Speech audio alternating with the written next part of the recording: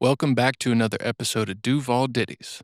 On this episode, we're featuring a local food truck called Sliderbox. Sliderbox offers a variety of sliders that you can customize to your liking, served with fresh cut fries. This concept came to life when Chris and his family were out at a local event, and none of the food options had something small for his family to snack on. So Chris got to work, and soon Sliderbox was born. The truck offered a bunch of great sounds for me to sample, so let's go check it out.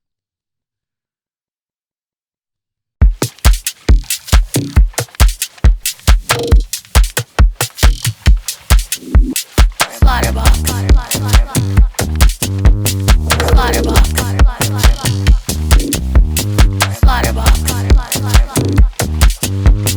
Slaughterbox.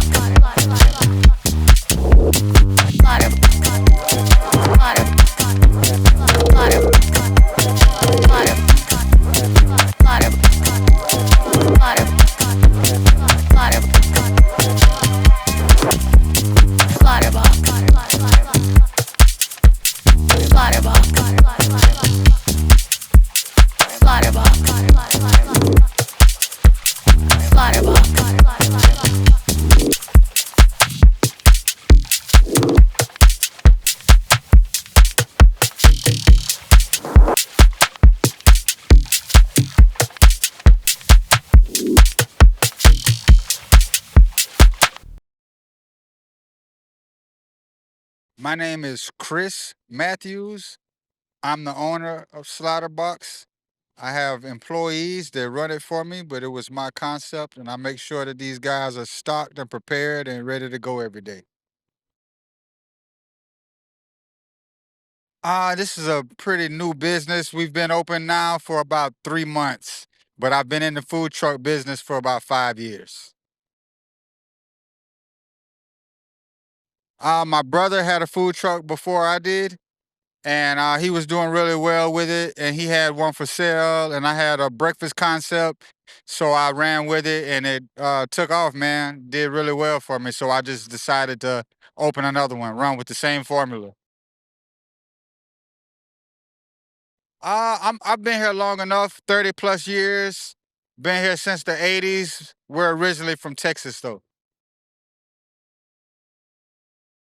I love you. I mean, you can't beat the weather. You know, the sunshine, and we get a little bit of winter, so it ain't so hot year round. And then, of course, the beaches. And it's a metro, but it's not so big to where it's uncomfortable and inconvenient. So that's what I love about it. I wish Jacksonville was a little more vibrant. The culture here is it's a little bland. I'm not sure why, but I think it could use a kind of a culture shift a little bit and be a little bit more upbeat. Yeah. Well, I'm always thinking scale. So, just finding ways that we can be more efficient, and we're always focusing on improving our products because that's the number one thing. As long as the products are good, people will return and you'll make money. So we just want to continue to grow. I think the main reason is they're easy to open and you're not so attached. You can get up and go, move the truck if the location's not doing well. You could sell the trailer if the business is not doing well and get a good bit of your money back. Unlike being in a restaurant to where you have a build out and you're leasing, so you don't own anything. So if the business goes down, you just got a bunch of debt, and it's tough. It's a lot tougher dealing with a brick and mortar opposed to a food truck. So anyone who's wants to get into the restaurant industry, a food truck is a good first step. Well, we're pretty much stationary. This is where we're at, 6 days a week, 962 St. John's Bluff Road North. Jacksonville, Florida, Monday through Saturday. Come stop by. Like I said, we're always working on improving our products. So if you had us in the past, just know we're better than we were the last time you had us. So come back and try us again. Here I am with Chris and little Chris, just getting some snaps and claps, couple slider boxes, just a little bit of stuff for the pack that's natural sounding from some actual humans. All right, so what I kind of do is I kind of just look around and see what things I can use, parts of uh equipment they have, tapping, as you can kind of see I have a kick drum mallet, a kick drum sorry, not kick drum mallet, a kick beater, a spare kick beater from one of my drum sets. And I just kind of use that a lot of the times to kind of emulate, hitting a kick drum. Um, Sometimes I use the soft felt side, or I'll use the hard plastic side. Just depends. Or I'll even use the little metal rod attached to it for some other sounds. Right here, you can see me.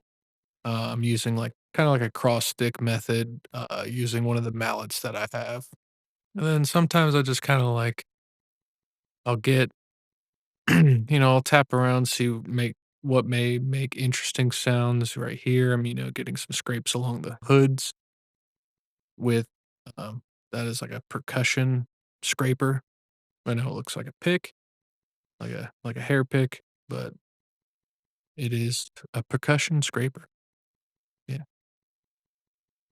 Here I have a smaller rubber mallet, just different percussion that offers some different timbres. Um, just more dense, a little lighter, more of a tap, more of a thud. Also, some of the great things is, like, in between here I am doing, like, a little like a freezer door closes and stuff like that, a nice kick drum out of it. But yeah, this is, using more specific things, like the spatula. So I use this spatula, I think I created, some nice claps out of some of these smacks, um, moving it around on the flat top a little bit. The nice sizzle of the water. The sizzle of the water made some great kind of like vinyl crackly texture, good backgrounds. And then most of the time, yeah, I just kind of give a general description of what I'm actually using. So that's like a flat top scraper to kind of clean things off the flat top. Here's me using a salt shaker like an actual shaker. Sometimes, you do certain rhythms, get certain cadences going. And, I get sometimes I do short, like little one shot samples or longer little samples. It really just depends. I don't really go in with a set plan of what am I gonna do now or, what am I gonna do next. It's more of just like on the fly. The only rule I give myself is I spend 30 minutes recording audio, and after 30 minutes I kind of cut that off. So um I really just make sure that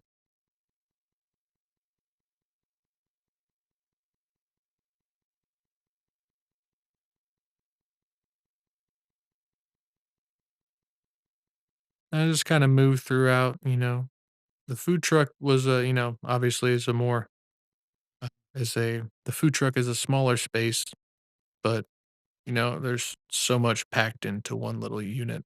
So lots and lots for me to go through.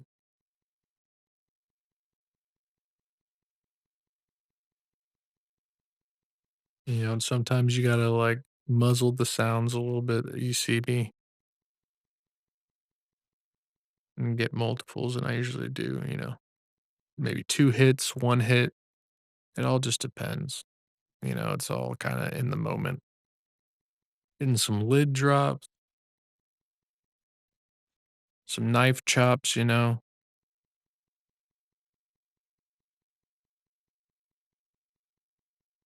when I'm doing this, I'm making sure to watch the meters on my recorder as well. I don't want to make sure nothing's peaking, you know, not clipping, don't get any unusable sounds because if everything's clipping and peaking, it's not going to sound good when I try to make a sample out of it. So, definitely something to watch for when you're out and about recording samples. Best way to do that, keep your audio input level low. Like I think for this, I have the audio input set to the lowest it can be, just to make sure that I'm not picking up a bunch of excess background noise. But sometimes, certain locations still have a lot of background noise. Like for instance, when we were outside the food truck, we were on a busy street going by. But there's lots of applications you can use to remove background noise. The VST that I use is called Crumble Pop, and it does amazing things. I think it has like a subscription type of service, or you can buy it like an unlimited license for life for how many ever hundreds of dollars it is. But very cool. There's a wind remover, a denoiser, a what else is there? Wind remover, denoiser, traffic remover. Um, I think one or two more even. It's really great and simple to use too. I have a drum bag I keep all my percussion equipment in. Um, just helps me as I go along, being able to I go back and forth between it, pick certain things out of it. I try to have a couple things that, can fit in my pocket as well. Yeah, I try to make sure that there's a try to make sure there's a good variety of sounds. I don't go like, "Oh, this is gonna be a great kick," or "This is gonna be a great that." Um, sometimes you hear something and you, like, get a really good, nice thud, and you're like, "Oh, yeah, it's gonna be a great kick," or a good, like, resonant kinda hit with some tone to it, and you're like, "Oh, it's like a bongo," or things that kinda naturally resonate a little better. There's other great things, small metal things or glass things that can make great hi-hats, and, I mean, you can practically make anything out of anything. Certain things do, tend to have better tones for certain things, but, you know, you can really it's as far as your imagination goes. And sometimes I'll play like a little cadence or a little rhythm on whatever I'm tapping on just to kinda, maybe make for a better loop when I'm sampling uh, but most of the time it is just like one shots that I get recorded of the sample, and then I kinda tend to make a loop out of that. Right around this time, is about the time my camera died. Yep, and there she goes. Yeah, the camera overheated, in the food truck. Makes sense.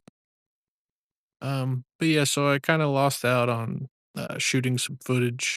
I didn't record too much more other than that, a couple things outside the truck. So after recording the samples, I brought everything into Ableton and started to make the pack. Got some really great textures out of everything and just made a really cool pack out of everything on the truck. In total, I made 100 sounds. I made 9 808s, 9 claps, 10 hats, 4 impacts, 10 kicks, 8 percussion hits, 12 percussion loops, 4 risers, 5 snaps, 8 snares, 11 textures, and 10 vocal chops. Of course, I had to make some beats. I made 6 beats in total, and here's Sliderbox's favorite.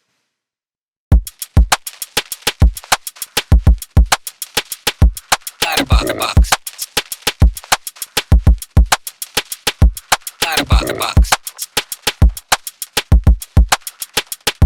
Sliderbox.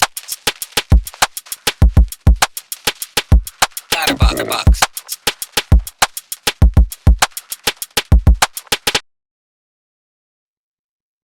If you want to hear the other beats, check out my SoundCloud and go to the Sliderbox pack samples, and all 6 tracks will be there for you to listen to see what else I made and what you could possibly make too. The Sliderbox pack is now available in my shop. Check the links in the description to get there. Also, check out Sliderbox's links and give them a follow. Hope you enjoyed this episode of Duval Ditties. Catch you on the next episode.